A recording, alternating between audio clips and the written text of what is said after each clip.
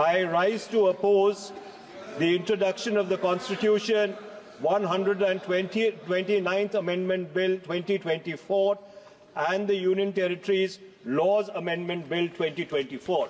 Mr. Speaker, sir, beyond the 7th schedule of the Constitution is the basic structure doctrine.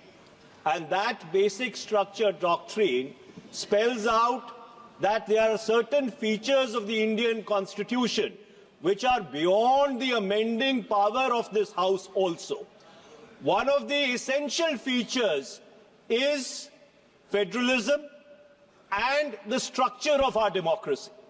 And therefore, the bills which have been moved by the Honourable Minister of Law and Justice absolutely assault the basic structure of the Constitution and are beyond the legislative competence of this House, and therefore they need to be opposed ab initio, and the introduction of those bills have to be stopped.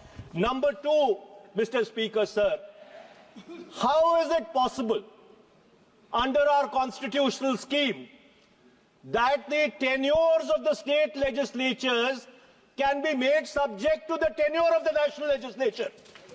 That is completely an antithesis of the constitutional scheme.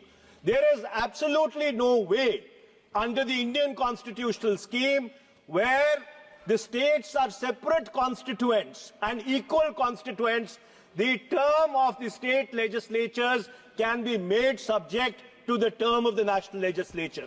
And my final point, Mr. Speaker, sir, India is a union of states.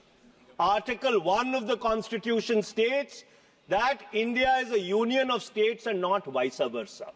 And so, therefore, this excessive centralism, which is sought to be brought into existence by this bill, absolutely militates against the constitutional scheme in its essence, in its entirety, and in its very object. And therefore, Mr. Speaker, sir, I would once again like to urge this House that the introduction of the bill and the consideration of the bill, because of the basic structure doctrine enunciated by the Supreme Court in the case of Bharti case, is beyond the legislative competence of this House, and therefore this bill needs to be withdrawn immediately. Thank you, Mr. Speaker, sir.